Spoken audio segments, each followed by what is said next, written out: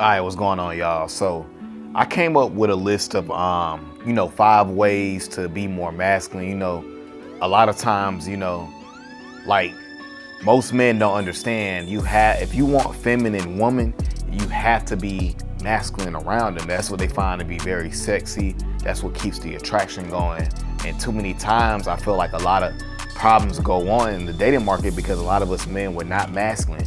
We're operating like women. We're in our feelings a lot. We're always emotional. We're the ones that's losing. We're the one that's not getting what we want because we're not leading our lives. We're not doing masculine things. So I came up with 5 different ways that we can be more masculine. All right, number 1 is you gotta be sure of yourself.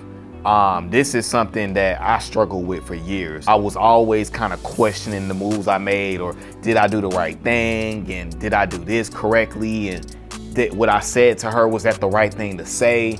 When you're not sure of yourself and sure of who you are and kind of sure of the work that you bring to the table, you're gonna always kind of feel like you lacking, like you're not good enough, that you'll never get what you want out of life. And when you move like that, people pick up on that type of energy because you're always kind of like, you're doing weird things because you in your head. And when you're sure of yourself, you move completely different because you believe in the value that you bring to the table. So you can take rejection basically, because that's what it is. A lot of us, we're afraid of rejection, so we're not sure of ourselves. But to be sure of yourself, it starts with loving who you are, dealing with them insecurities. Maybe you gotta seek therapy. You know what I'm saying? Whatever it is, you gotta talk to people. And when you do that, you start to believe more in yourself and understand, dang, other people go through the same things I go through. So that's number 1. You gotta be sure of yourself. That's confidence. That's real confidence. When you're sure of yourself, you're confident in what you do.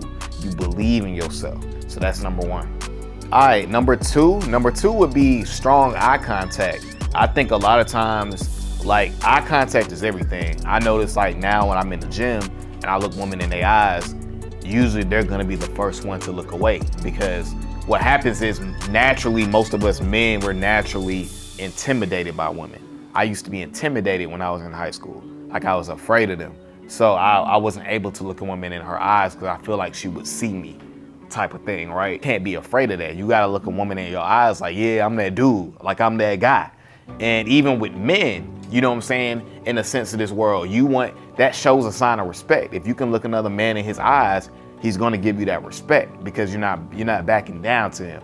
And that's very important because people in general who lack eye contact, they find themselves in a lot of crazy situations because you're not able, you're showing that you're fearing them.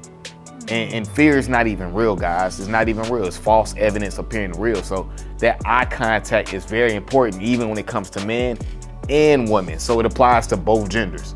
Ooh, number 3, this is one that I struggled with for so many years. Not caring about what other people think. That is huge. Because if you care about other people's thoughts and what they thinking about, and this person thinks this about me and she thinks this way, man, if you think like that, man, that's gonna mess you up because you're gonna be moving kind of funny. So you definitely just wanna care about what you think. Now, there's a difference. I know it's, oh, what about constructive criticism?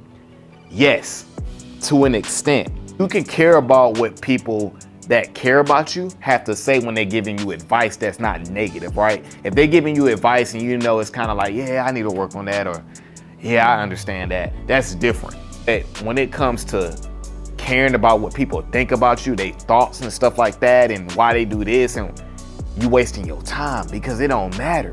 If it's not going to improve your life and add value to who you are, it don't really matter to what other people think about you. When I stopped thinking about what other people thought about me, that's like when my life changed. Like, just not caring. It's like, why would I care about what you think about me? Because this is my life. I don't have time to be worried. That takes up so much mental energy and exhausts you when you move like that, when you're operating like that. You want to operate with an abundance mindset and feel good about yourself, and you think about what you want to think about. You think about things that do matter. You know what I'm saying? I'm trying to, in my head, eliminate the things that don't matter. All the BS, I'm trying to get out of here because that doesn't help my life improve. All right, number 4, this kind of falls in with number 3. It might be the same thing, but to me it's kind of separate just by a little bit. But It's not being a people pleaser. I think a lot of nice guys, quote unquote, that's what I was. A lot of times nice guys are people pleasers. And this is why it's different than not caring about what other people think, because a people pleaser, you're doing things to other people to get them to like you. So you're just trying to be nice. You don't really want to rock the boat. You know what I'm saying? When it comes to women, like I remember times where I would tell women when I was in college that I really like, hey, I'm not gonna try to kiss you or nothing because that's probably what other guys do. I'm literally saying this. And what that says to a woman is you're trying to do the right thing because you really want to kiss me, but you're trying to play it off like that's not what you want to do. And women look at that as lack of confidence. So when you're people pleasing, you know, you're doing things that you naturally would do. And that says to a woman that you're scared to really live out who you are. You know, but overall, people pleasing is it's a bad way to go out because you're pleasing everybody but yourself. And you're trying to make everybody else happy but yourself. And it's so unrealistic. That it makes it very unrealistic. So naturally, when you're a people pleaser, a woman is gonna pick up on that because it's the biggest trait of the nice guy, quote unquote. He's a people pleaser, you know? Instead of the dude that she's actually messing with, he's confident, he's assertive, he's going for what he wants. He don't care if he rocks the boat. And that's what's sexy to a woman. A woman finds that to be very sexy when you're able to, you know what I'm saying, be yourself and go for what you want. That says a lot to a woman. It's like, oh, he could lead my life. It's a turn on because he's demanding. If you acting questionable and not sure about yourself, that's what every other guy does. Number 5, this is also a big one too. You know what I'm saying? Like people struggle with this. You gotta learn how to be calm within situations. Masculinity is all about being the rock and the foundation. Like when you're able to learn how to be calm when you're around people, you naturally gonna let things flow. It's an energy thing. Like when I'm around women or things like that, like my mindset is to let it flow. So I'm not, you know, there too excited or too antsy or too nervous. I'm just myself, I'm flowing. You know what I'm saying? I'm letting the vibe develop. Learning how to be calm and pay attention to how people moving. You know what I'm saying? Being able to pick up on people's body language. Being able to pick up on people's energy. That's hella important. You gotta be able to do that. You know what I'm saying? That's how you get far. Social awareness, having social clueness. I don't know if I'm saying that right, but being socially there in the moment, picking up on things. You gotta be able to understand that. Because if not, that's how you get played. You gotta appear that you know what's going on. Being able to read the room, quote unquote. You know, when you calm, it's like a lion. You know what I'm saying? I'm a Leo. I'm a July birthday. I'm a Leo. Got it tatted on me. I'm a Leo. And lions are very calm. You know what I'm saying? They're calm. But when people sense that calmness, they know there's a dog underneath. Like, don't get it twisted. You know what I'm saying? Like, people know it's a dog underneath, and that's the thing. Women love that.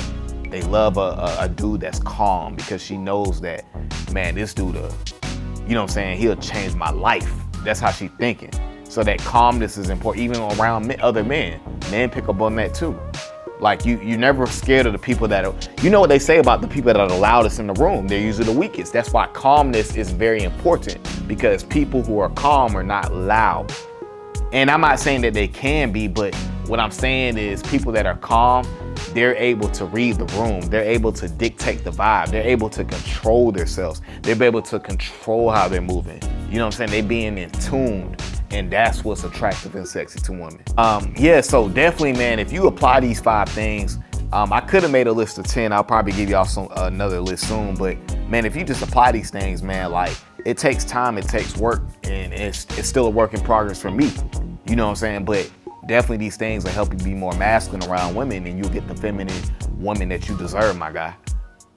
All right, guys, that's my video for today, man. I appreciate you guys as always. Guys, make sure you continue to like, comment, and subscribe to the channel, and I'm gone.